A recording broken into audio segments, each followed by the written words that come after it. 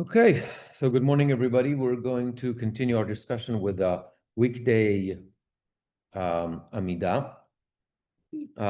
We last time started the last subunit of the Amidah, meaning the last three blessings, which are Retzeh, service, temple service, which we discussed, and Modim, Thanksgiving, which we almost finished.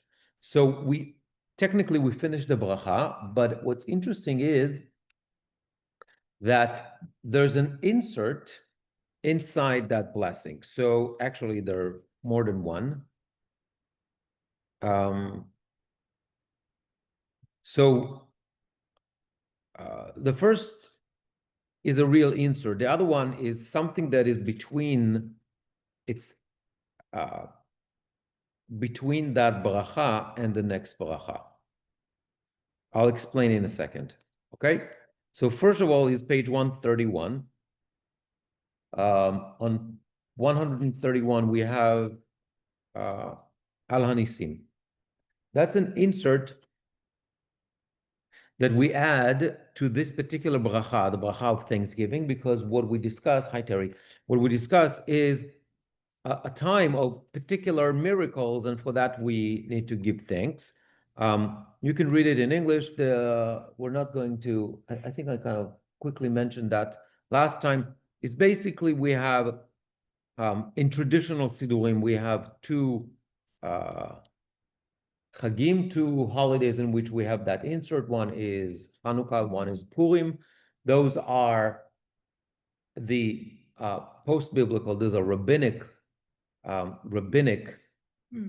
holidays, and because there were rabbinic holidays, the rabbis were looking for a way to somehow, how are we going to mention, give, to express that, obviously in tefillah, right? Remember, biblical holidays, it translates into sacrifices. When we talk about post-biblical time, after the destruction of the temple, then no sacrifices, right?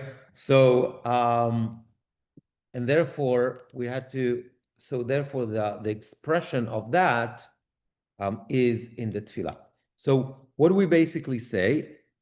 Ala Nisim, we thank you also for the miracles, the redemption, the mighty deeds. I'm on page 130, and the victories in battle which you performed for our ancestors in those days at this time. And then there's a split between Hanukkah and Purim, a description of the story and the miracle itself of Hanukkah and Purim. What's interesting to note that later on, much later on in history, there's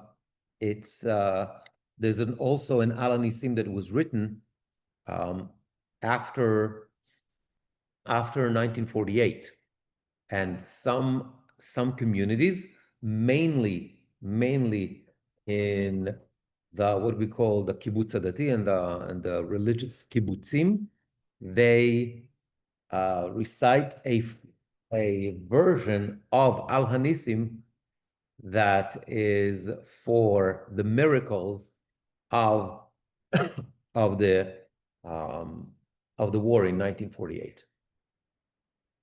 So this is not the common practice, but on a philosophical, theoretical idea, we should turn those lights, by the way.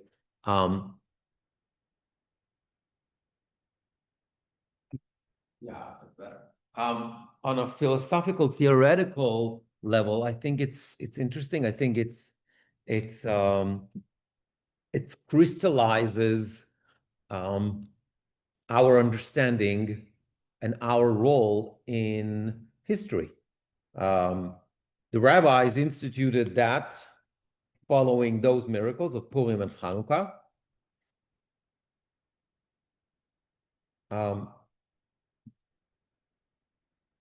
I'm sure there were people at that time that didn't see that as a divine, intervention Just like some people don't see what's happening today as a divine intervention, think it's all about, military and all that kind of stuff. But if I don't know, the rabbi spoke about that on Shabbat. I see that myself, like what we just had now, the war with Iran is, if this is not divine intervention, I don't know what that is. What is? If I could just comment, what's very interesting is that a lot of the right-wing yeshivas that today do not go to rabbis for Israel, yada, yada, yada, in 1948. Correct. And that's a whole different, it's a whole different, yeah. And by the way, also, the percentage of people not, for example, serving in the army in 1948 of the Haredi community was nothing compared to today. Yeah. Yeah. Look, if you look at pictures even, and pictures from the late 40s and the 50s, you're going to see tons of Haredi men in uniform. My aunt who lives in Mea Shearim, she's not Haredi actually, but she lives in Mea Shearim. She told me it's like, half the neighborhood was in 1948, half of the neighborhood was in the army. The stuff changed with time. And today it became, the complete opposite.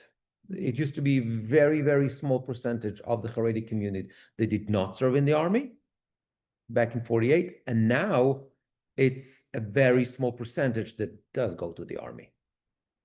It's getting better. Yeah, I think that we're going to see it. Baby steps. I spoke about that on Shavuot. If anyone wants, I can send them my speech. In any event, so I think that, to me, without getting into the practical implementation of whether we should say Al Nisim for Yom Ha'atzmaut, maybe even for Yom Yerushalayim, or not, that's secondary. But the idea that people find way to express that, even in our days, within tefillah, in a way that is based on tradition, anchored in tradition, I think it's beautiful. I think that what makes our text alive and relevant. I'm not saying that you should go and do that, but it's an example of how people struggle with that and find solutions. I mean, we talked about that in the very beginning, and I said that one of the reasons why we started learning the Siddur is because a lot of people look at it and say, these are ancient texts. It's not relevant to me. It's like, I'm not connected to it. Okay, it's like, leave me alone. A lot of the text, and the struggle is, so you have two options, right? One, we're going to change the text and make it relevant to me. That's what happens in other denominations.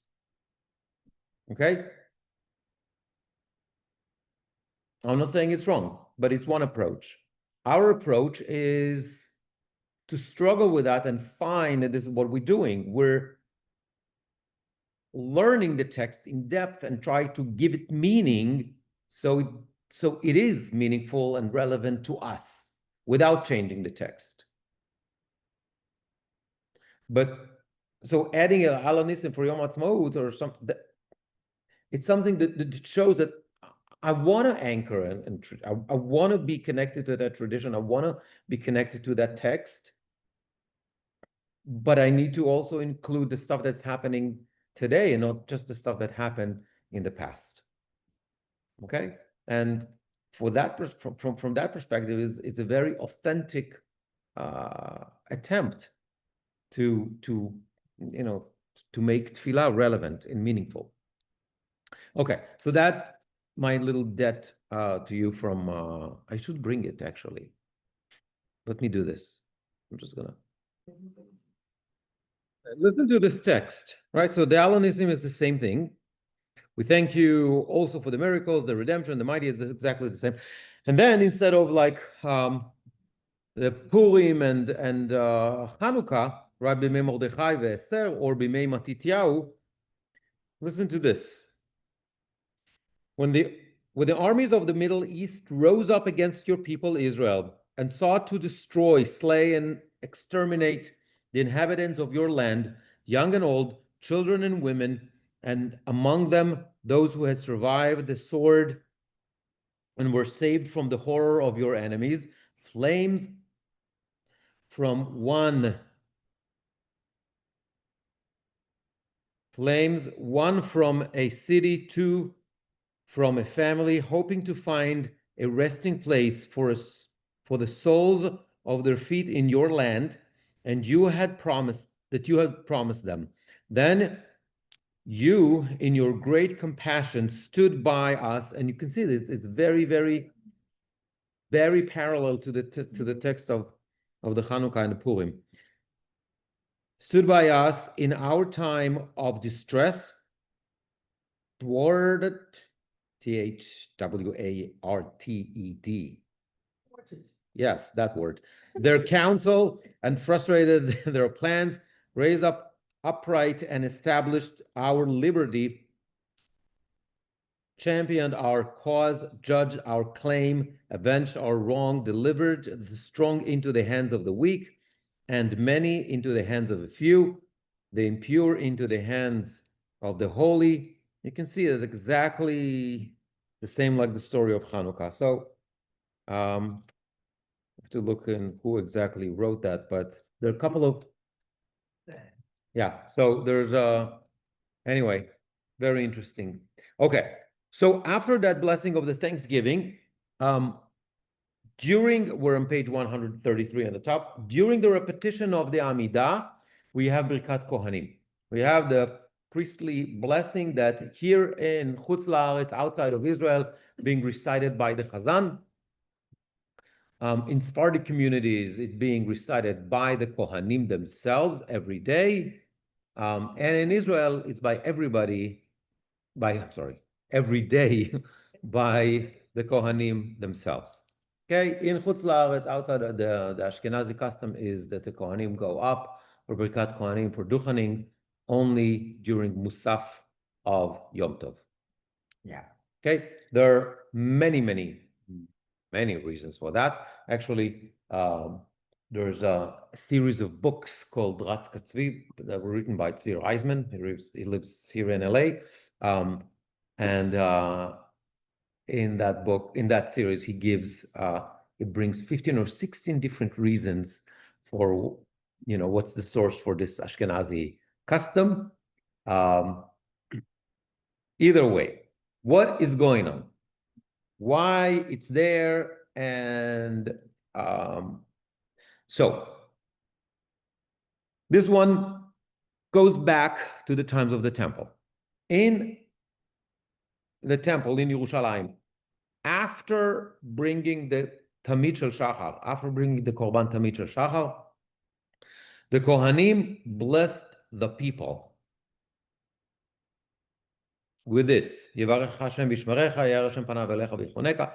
that this is particularly it's called the priestly blessing. Why? Because God says to Aaron and his sons, this is the blessing that you will give to the people of Israel.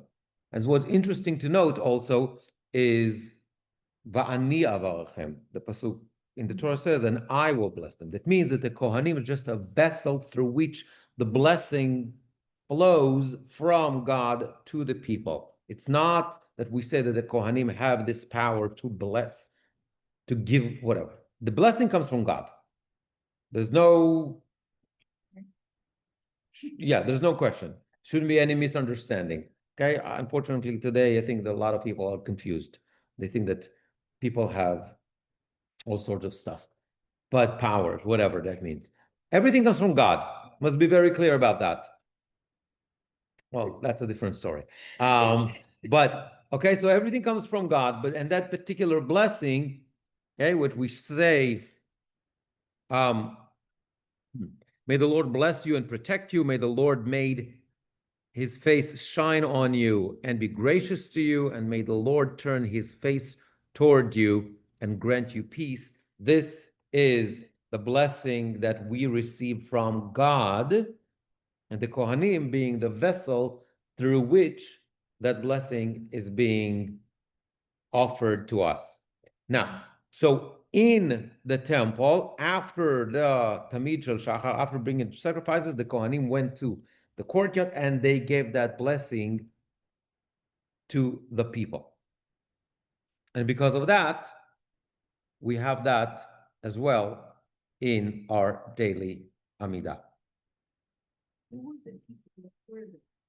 There was always people in the courtyard that came to see, came to witness, came to receive the brachot. People that wanted to get, I guess, like to be in line, for example, when they brought korbanot, right? Yeah. So, Yeah. yeah. So, I'm sorry? As if they had a personal korban, this is not. Yeah. If they have like a korban todah, korban shlamim, korban chatat, all those korbanot, like, right? Korban yoledet, whatever that is. So all that people had business. People came, by the way, for the Beit Din, came for Sanhedrin, for court. People came for all sorts of stuff to Beit HaMikdash all the time, right? So some people, okay, I'm going to go there anyway because I have that goat. So I'm going to go a little bit earlier. I'm going to get the bracha already from the, etc. Okay. And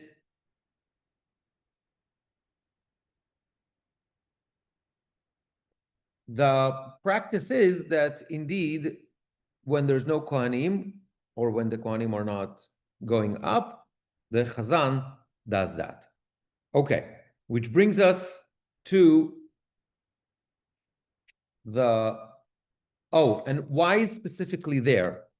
Why it is specifically there is because we have a concept from the Talmud that says that bracha follows hoda'ah.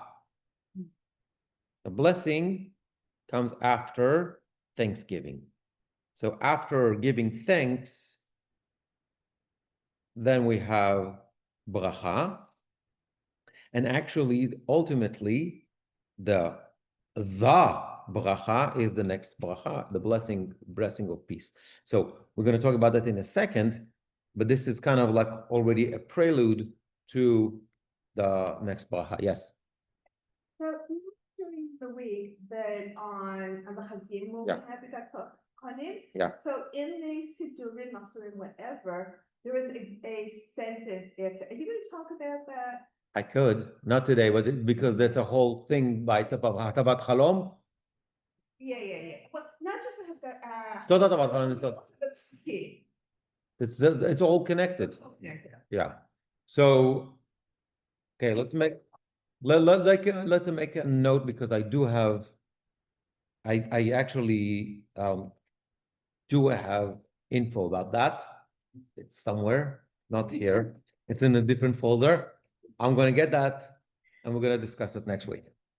She can be to drop the class, but I'm sorry. The what? I said, I'm sure your policy can be to drop the class. No, not at all. On the contrary. So we will discuss this idea, and it's actually very interesting. Okay, yes. So when the Kohanim bless the people, is this for all of Bnei Israel or only the people who were there in Beit HaMikdash? All of Bnei Israel. So it's not in this Sidur, but I noticed when I was in Israel once, I was doing shul early enough to catch Birkat Kohanim, and there's like a little thing that they say afterwards, and it actually says, Kol Bnei Israel. It's very specific. It's it's no, because that's the quote from the Torah. No, but I don't think here, if you look, hold on. Here we go.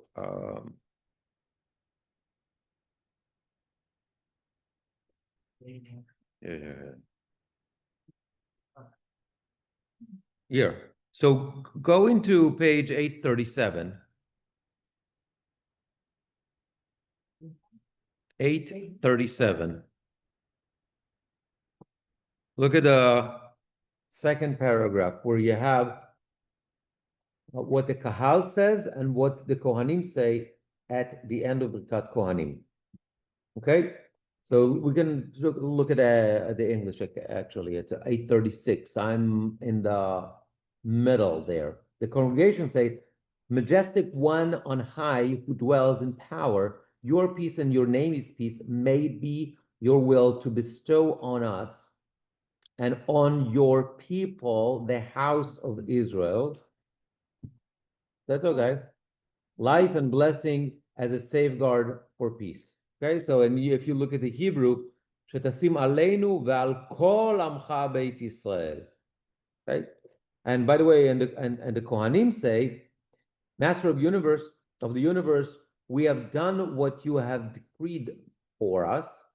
So too may you deal with us as you have promised us.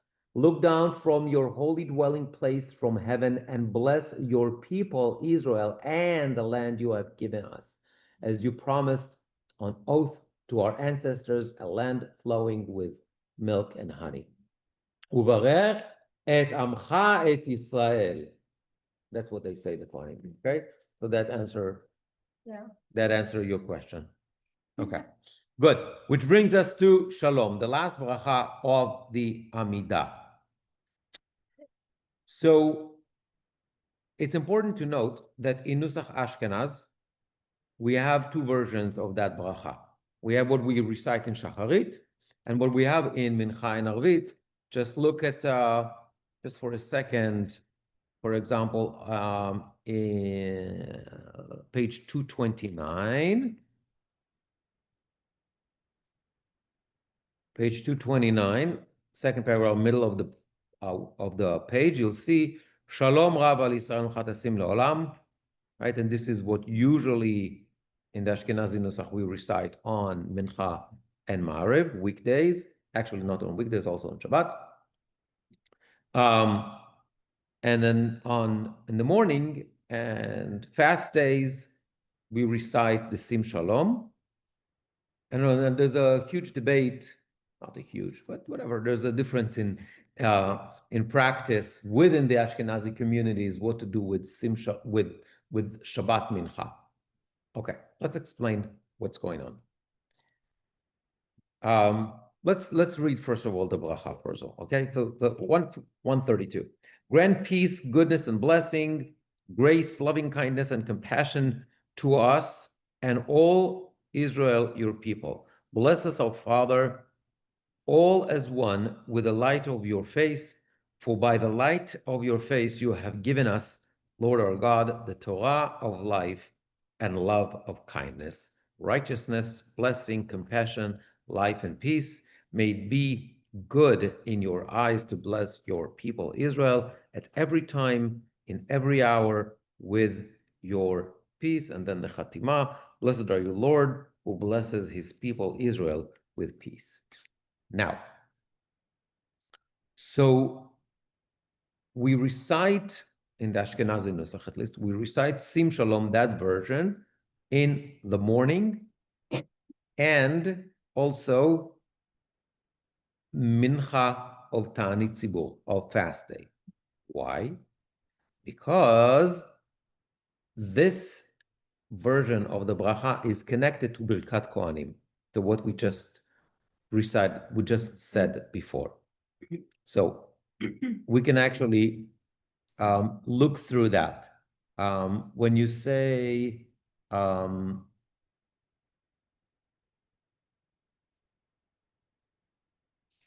where is the whole thing? So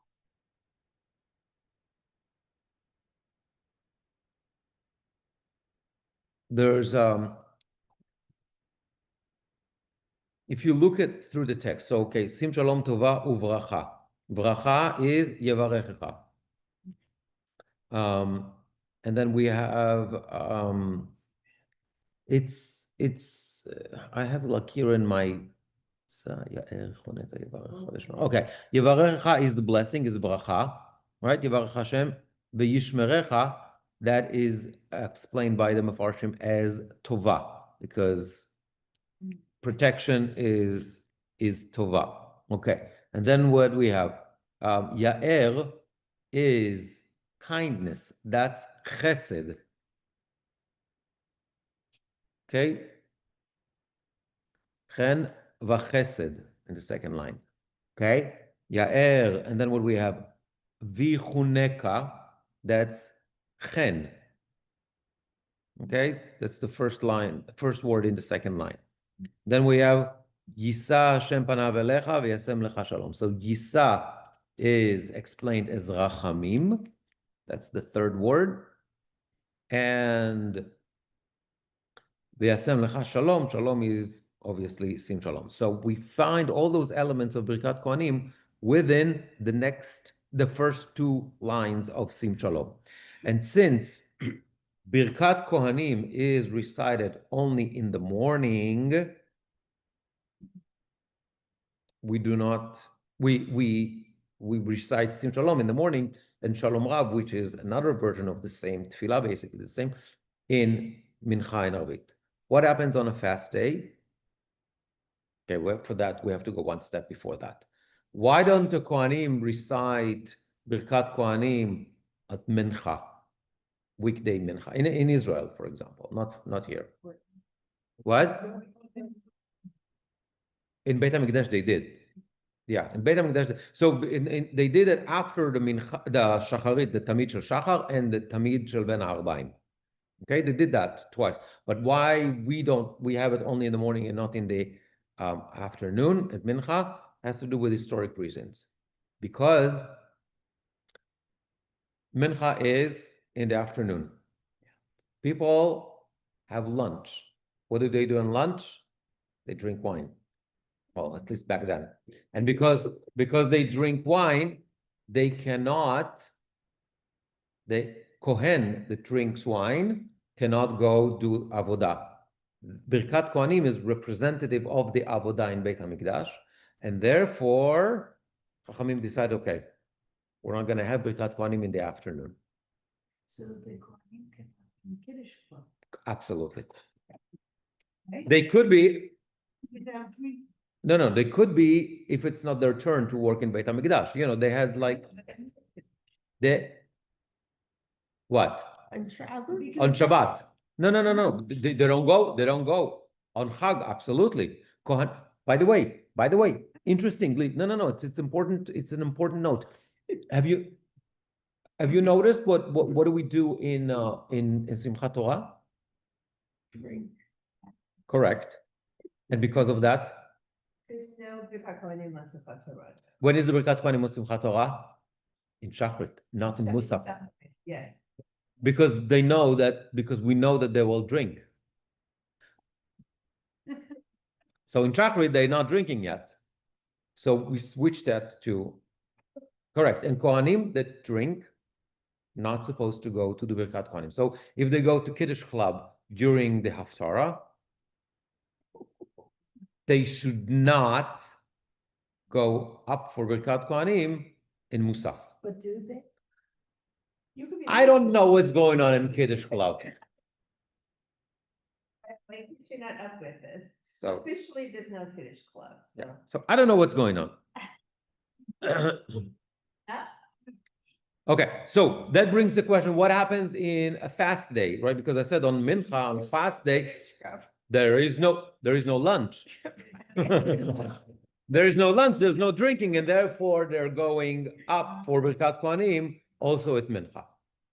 Okay, so that takes care of that. I said that there's also difference in practice when it comes to Shabbat Mincha. Shabbat Mincha. Why? On one hand, it's Mincha. And if there's Mincha, there's supposed to be Shalom Rav, and that's what we do mainly here in Chutz La'aretz. However, Shabbat Mincha, we have also Torah reading. And therefore, the version of Sim Shalom specifically is connected to Torah reading. Why? What do we say? Ki ve'or panecha nata Hashem Elokeinu, Torat Chaim ve'avat Chesed. So because of the connection to the Torah reading, which, by the way, happens also on Ta'anit Tzibur, on a fast day, so therefore, some of the communities actually say Sim Shalom on Shabbat and not Shalom Rav. Okay, it really depends on the community because of that connection to the Torah reading. Okay, now let's go into the bracha itself.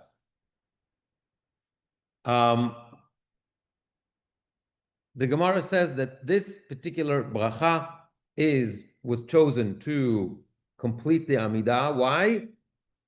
Ein lecha kli machazik yoter beracha meha shalom. The greatest vessel to hold blessing,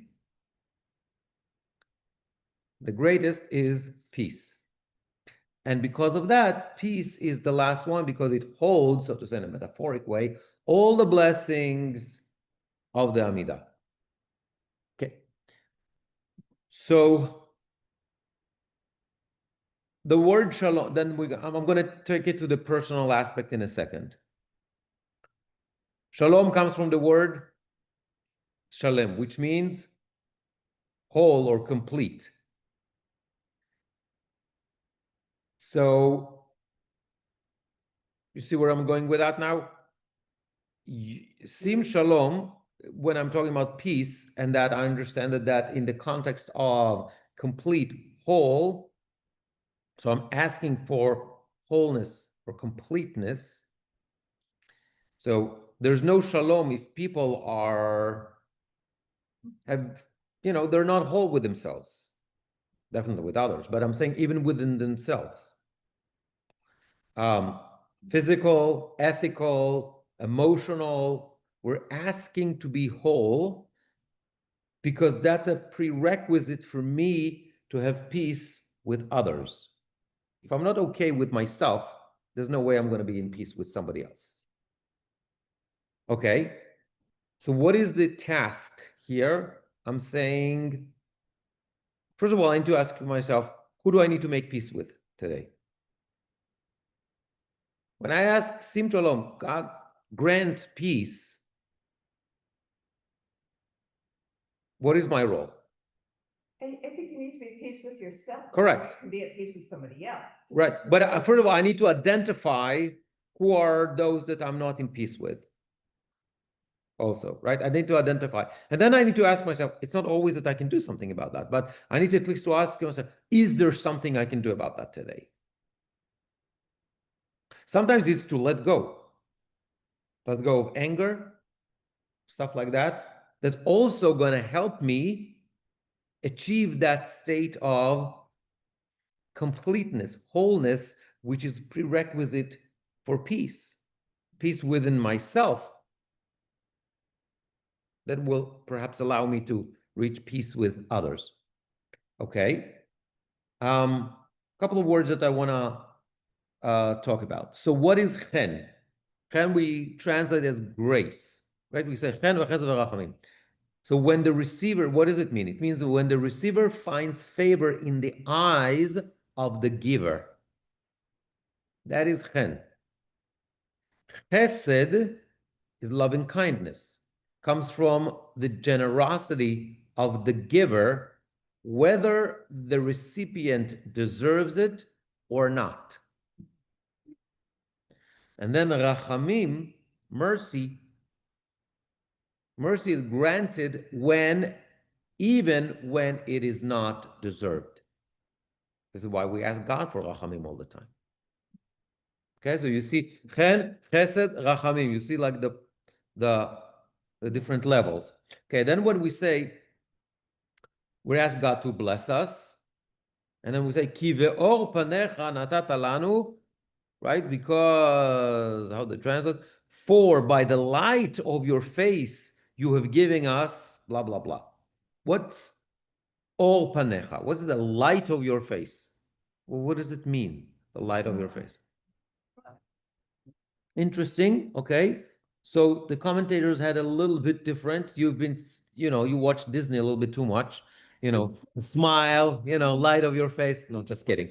It's a little bit more of a modern take on that. The commentators talking about something else.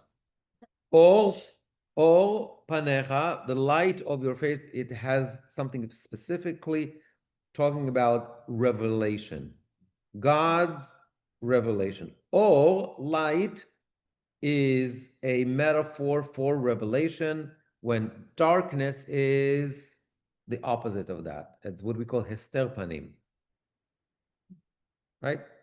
So first of all, we're asking that God will reveal himself to us.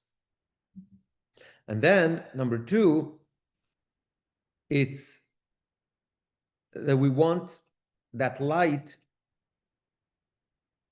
kind of, so I don't know to say it, to light us up, to shine upon us, something like that, with that belief that we'll have this clear belief that everything comes from God, right? That light that kind of demonstrated, because it's all panecha, it's the light of God, right? And what is the outcome of that? That we recognize that God's presence in our lives. If we recognize that things come, that is the light of God. And we just talked about that in the context of what just happened this week. If you recognize this as the hand of God, then you understand that God is in control of what's happening in my life. And therefore, my job is also to pay attention to that, to recognize that, to give God thanks for all that stuff. And because of that recognition, I can reach a state of peace. Without that recognition, I can't reach a state of peace. Okay. Interestingly, we say in the Chatima, Baruch Hashem, HaMevarech et Amo Yisrael b'shalom, that God who blesses his people Israel with peace. Interestingly, we know that peace, shalom, is one of the names of God. So God is blessing us also with his name. It's not only, okay?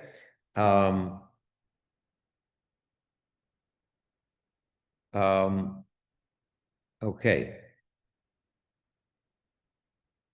Also, if he reveals himself to us, then it's easier for us to do the mitzvot.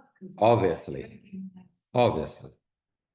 The hard part is to recognize that. I know so many people that, they perform mitzvot. They don't recognize the godliness. They just do it.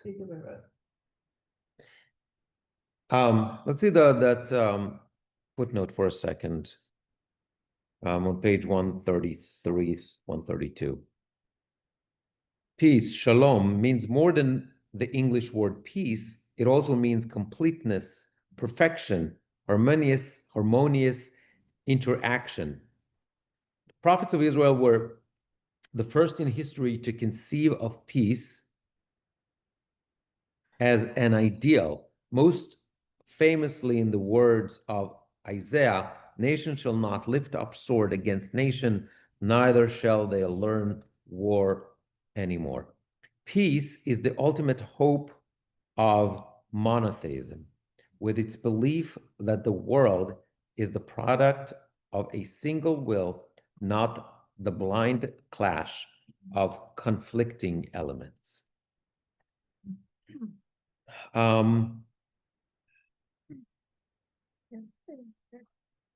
Which officially ends the Amidah. Interestingly enough, according to some of the scholars, by the way, that, or parts of that, or some elements of that bracha were recited already by the people in the temple right after so the Kohanim said the Birkat Kohanim, and the people replied with something of that Sim Shalom or something. Okay? So this element of Shalom. But that is officially the end of the Amidah. But you're going to tell me, oh, but we have another page of the Amidah here. What is this? Okay.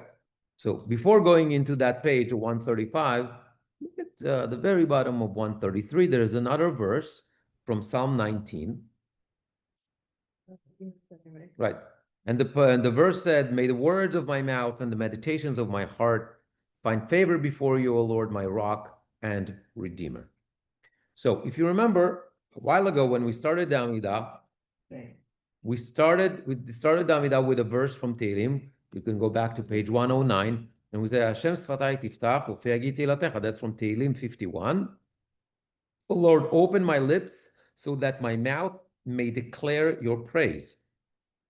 That's the opening.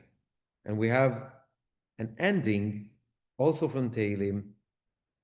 After everything I said, may the words of my mouth and the meditations of my heart find favor before you. Okay, so that's the kind of like, you have that pasuk in the beginning, the pasuk at the end, it's kind of complete the structure of that. Okay. And there's parallelism, similarity between the two requests. Open my mouth, so it's going to be, and hopefully everything I said was, or will find favor in your eyes. Okay. Now, yes. I just want to make a comment on the thing that you read just before, that it's unique in monotheism, that we want this, peace and harmony. I mean, when they had polytheism, the gods were always warring with each other. Correct. That's the whole point. If you have only one God, then there are no wars. Not between gods. The kids fight. The kids fight. Okay. Another interesting point about this pasuk is this pasuk comes from Psalm 19. Psalm 19, because we just completed, well, what used to be 18 blessings. Oh, yes. So this is 19. So there's that is also symbolic. It's also contained within the. By the way, it's giving you a heads up. Look at page 173. We have in the Kedusha de Sidra, which is kind of really completes all the extra additions, supplications, whatever, all the extensions of the Amidah. Okay, all the material up until that point, meaning until the full Kaddish. Right, I mentioned that before. We have the full Kaddish here on 179. Right, the Amidah ends on 135. All that stuff in between, forget about the Torah reading for a second. All that stuff in between. So you understand that these are extensions of the Amidah. So Tachanun, which we're going to deal with, and all that stuff, all those prayers that we get, those are all extensions of the Amidah, because the full Kaddish comes only there. Okay, have that in mind. So that means, look now back at page 173.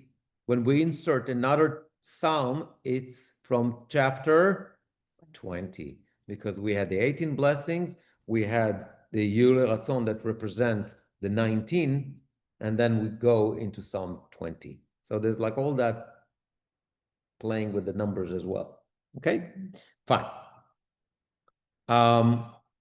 Interestingly, so the Talmud talks about this pasuk, the Yule Ratzon, may the words, that this one should be recited after the blessing of peace. And indeed, this is where it was instituted. Now, Flip the page for a second. To page 135, you'll see kind of like in the middle of the page, you'll see that again. May the words of my mouth and meditations of my heart find favor before you, Lord, my rock and redeemer. We have the same pasuk again. So what is going on here? Why do we say it again? We just no. We just said it. So what's the point? Okay. Ask the rabbis. Ask the rabbis. Okay, so I'll try to answer. So there's a whole debate whether this paragraph on the top of 135, which we're going to talk about in a second, hopefully, whether this is part of the Amidah or not. This is a paragraph in general. That paragraph, Elohai Netzol, okay? Whether this is part of the Amidah, yes or no. A debate, okay? As a form, and that debate was never really resolved. Thank you. Okay, so for example, we recite it as part of our Tefillah Belachash, right? In the silent Amidah, we recite it. However, the Chazan does not recite it. Why? Because it's debatable whether it's part of the Amidah or not. Or, for example, another example is if you are in the middle of the Amidah and the repetition is happening, there's Kedusha, there's Kaddish, there's Baruch, there's something going on, you're not allowed to answer. We have a concept of Shomea Keoneh. You pause and you focus on that, and by focusing, it is as if you answered, replied, participated with the congregation. But since this is our one-on-one time with God, you do not stop.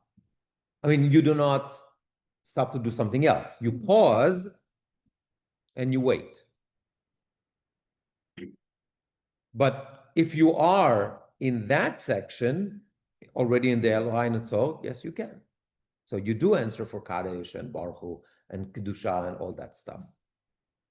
So these are examples that shows you, yes, it is part of the Amidah, but kind of, not really. Excellent. And for that, we have a question. We have an answer. It's probably around the time of the Geonim, the Rabbanan Svora'ei, the generation after the Talmud. We're going to get there in a second. So let's go back though to the question, why do we have this pasuk twice? Right? May the words, we have it twice. Because on one hand, the Talmud says you have to complete the Amidah with this pasuk. On the other hand, there's a debate whether the next paragraph is part of the Amidah or not. So what is the compromise? We're going to have it twice. One before, because by reciting that, I'm completing my Amidah. That will allow me to answer for Kedusha, Kaddish, whatever, all that kind of stuff, if I'm in Elohai Netzol.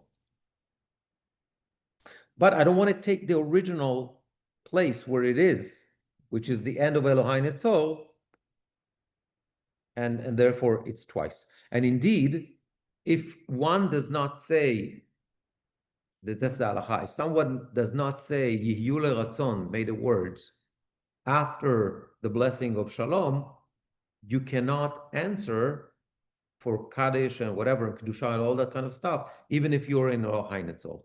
So this is why we have it in two places, because of technicalities. Okay? So this is the technicalities of that. Now, let's go very quickly into that paragraph, Elohai Netzol. So the Gemara in the tractate of Brachot on page 16b, 17a, like the end of the daf, gives a bunch of examples for personal supplications, additions that rabbis had at the end of their tefillah, of their Amidah. And indeed, it all comes from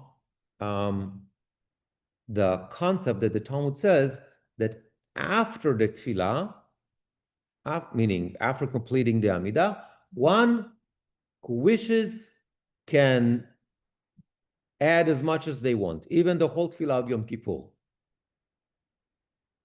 Okay? So, then the Gemara gives a bunch of examples. Okay? And the version that we have here is the version of Mar bar Ravina. That was his name, Mar, son of Ravina. That was his personal prayer. I'll give you another one.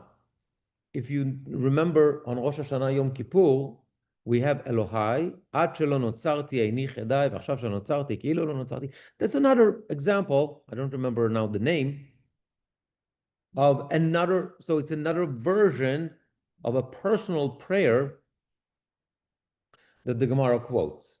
Okay? And indeed, the halacha is that one should, if they feel that not everything that they have to say to God or was expressed in the 19 blessings so far, this is the place to add your personal tefillot. Absolutely. Okay? So this is an example. So, as we said, because it's a personal tefillah, yes, we all say it, but it's a personal tefillah. It's not really part of the Amidah. On the other hand, the Gemara says that one should have a personal tefillah at the end of the Amidah. So that's why I said it's kind of a quasi status. And therefore, if we are in that paragraph, we do answer for Kaddish, Baruch Hu, Modim, all that kind of stuff. What is the... Oh, let's read it for a second. Peace. Mm-hmm. You don't want this. That's probably what you would concentrate the most in, rather than all the other paragraphs you said. But all the paragraphs that I've said is also about me. It's the essentials. No. That the national comes after the personal. First, the tachon el adam dat, slach lanu avinu ki chatanu, all that kind of stuff. Refuah, birkat hashanim. It's all what Chazal believed are the essentials. This is like if you feel that something, it's like, the Maslow, pyramid. Okay. This is not at the top of, right? It's not the essentials, right? First is getting close to God, physical health, mental health, and parnasa, and livelihood. Then we have the national needs. Anything on top of that is probably not the most essential. I mean, you might feel that, but Chazal felt that pretty much everything is included somehow. Okay? And indeed, let's take a look at this one quickly. On page 134. My God, guard my tongue from evil and my lips from deceitful speech. To those who curse me, let my soul be silent. May my soul be to all like the dust. Open my heart to your Torah and let my soul pursue your commandments. As for all who plan evil against me, swiftly, same word, thwart their counsel and frustrate their plans. Act for the sake of your name, act for the sake of your hand, act for the sake of your holiness, act for the sake of your Torah, that your beloved ones may be delivered. Save with your right hand and answer me. And then another pasuk, that pasuk that we talked about. So this is, as I said, it's the personal tefillah of Mar bar Ravina. What is the main theme here? It's Lashon Hara, the evil speech. right? Protection from that, let's put it this way, which if I ask God to protect me from that, what does it mean? Bingo. I have to do my share. Okay, I have to do my share. Thank you. And the idea is like, even if someone curses me or whatever, if I stay in that mind of peace, with that, just like, then it's not gonna hurt me. Not gonna hurt me, and that's basically what we're asking for. Interestingly, towards the end, there's a it's from Psalm 60, that your beloved ones may be delivered, save with your right hand and answer me. Right? Yechaltzun yedidecha hoshia yemincha va'aneni. Yechaltzun, it's kind of a weird word. And it's connected to another word that we say every week. In Birkat Hamazon, we say Retzeh v'achalitzenu. It's the same root. Yechaltzun hachalitzenu. So it's the root of chalatz. What is lachlotz? To take off. Right. So in modern Hebrew, it's usually in the context of shoes, but or chalutzim, because we're exactly, no, it's not only the Russia, it's taking off the mentality of the old Jew. And by the way, when you say in Moshe Rabbeinu, but it's chalutzim lifnei achechem, is also like, is to be removed or taken out from your brothers. It talks to the 2.5 tribes and tell them, you're going to go chalutzim lifnei hamachane. Okay? But here we mean it's to be released from tension, from worry, we ask for mental rest. Okay? And of course, as you know, we said it in the Amidah, remember, months ago, I think, in the Amidah, I'm saying something that we said months ago. We said that in the Amidah that every blessing has a theme, and if indeed you want to add your whatever additions, it has to be exactly the same theme. You can't ask for health when you talk about closeness to God or repentance or whatever that, right? Okay. And we said that also we see Chatima me'ena bracha. Remember that concept? We talked about that. That in the Chatima, at the conclusion of the bracha, we always bring the theme of the entire bracha, especially in longer paragraphs, right? Ashkivenu. So we say Ashkivenu Shalom Elokeinu Shalom. We talk about the sukkah and the whole thing, and then Haporeh Sukkah Shalom Aleinu. We say that at the end. When we talk about the first blessing before the Shema, so we talk about the luminaries, the whatever, all that kind of stuff. Baruch Hashem, Yotzer HaMeorot.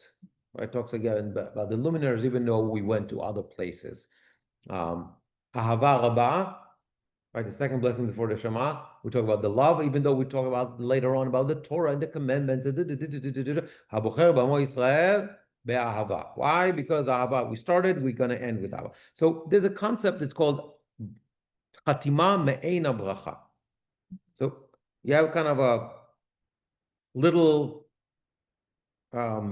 nucleus of the bracha itself in the Chatima, in the conclusion phrase of the blessing. Here too, since we are still connected to the last bracha, so we're going to end it with Shalom, peace. And therefore, we say Oseh Shalom Imromav, the very famous pasuk from actually from nowhere. Everybody thinks it's a pasuk, but it's not. It's a song. It's a song, exactly. It's exactly Norit Hirsch. Before that, nobody even knew about that. And by the way, it goes, Shalom aleinu v'al kol Yisrael v'imru amen. Ya'aseh shalom, right? No, no, no, no. Apparently, there was a version before Norit Hirsch and Ya'aseh shalom. There was. I've been told. It happened before I was born, but that's okay. Anyway, so we go back to this idea of peace. There are a lot of ideas why we take the 3 steps back and all that kind of stuff. But basically, the basic concept is we go 3 steps forward because there's idea of like approaching, going, just like when you bring a korban, you had to approach קרב אל המזבח ועשה את עולתך. So you approach, you go. When you go to speak to somebody, you don't unless you're my kids. It's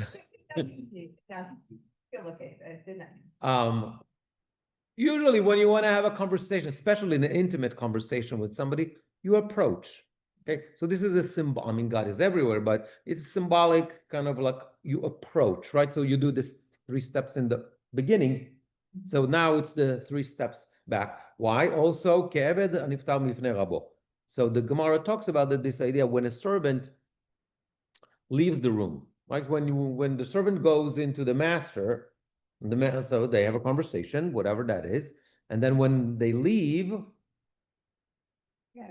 They don't turn back. well, you don't turn the back, but you definitely go back. You go back to your place. So this is kind of symbolic. What we do, we go back to our place. I will never forget that when I heard like years ago. It's like I was, I don't know, 5 maybe. That was a long time ago, but it really stayed with me. I heard Rav Lau, the chief rabbi of Israel, the father of Israel Meir Lau, and he said that why you need to take the 3 steps backwards. So because if you really want shalom, you need to go backwards. You need to make room for others. This is the only way you can achieve shalom. That was like a beautiful idea that stuck with me. I heard it when I was like 5 or 6. Made a lot of impression. Okay. And then the concluding section is a plea. Okay, I'm in the, I don't know, whatever to call it, like the middle of the page on 134.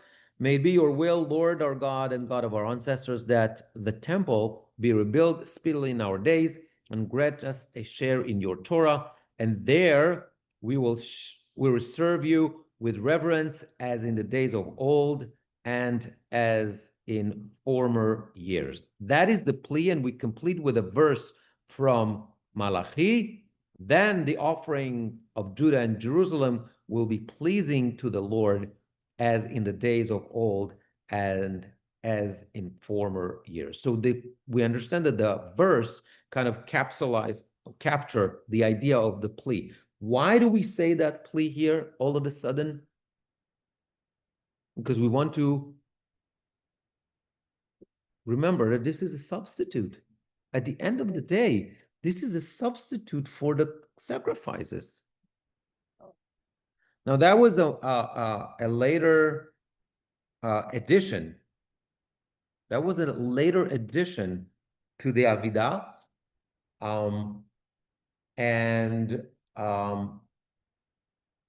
Not in all traditions they say it. Traditional nusachim say it, except for very, very old traditions. Like for example, I use every day, not when I daven for the Yamot, but every day, I use I try to use the original, very old German custom. That was my family's custom. So it's not there. And like, little things that sometimes there are differences because that's a later addition. Definitely after times of Shulchan Aruch. So Reform Judaism obviously took it out because there's no desire to return to the sacrificial service. It's interesting that conservative movement in the, I don't remember. Actually, maybe it's there, it's not there. In the weekday tefillah, they changed nothing, so it's definitely there. But in the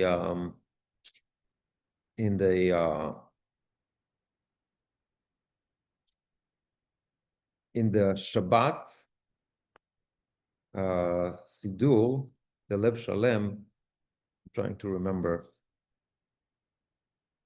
I don't know if it's there. I can't find that. I have to look at if it's there or not. I don't remember. That is the end of the Amidah. Just giving you a heads up, the immediately after that is the Vidui, the Avinu Malkeinu, the Tachanun, all that stuff. Basically 137 to 157. And how do I know this is all connected? Because look at the bottom of 157, you have a half Kaddish. We know that the half Kaddish separates the different units of tefillah. So these are all supplications. These are all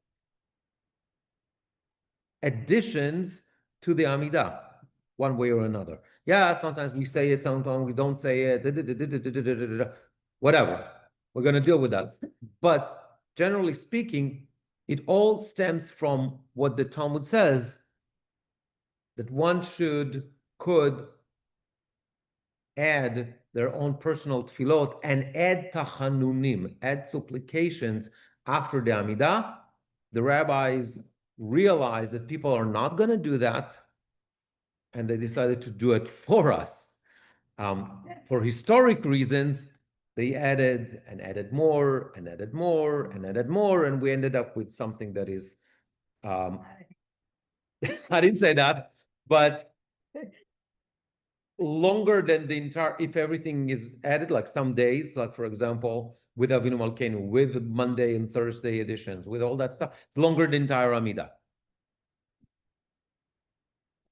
Okay, so all we have to hope and ask for is that indeed, in the merit of us learning about Shalom and peace today, this will happen, and hopefully this is going to be good and peace and siman and for the future.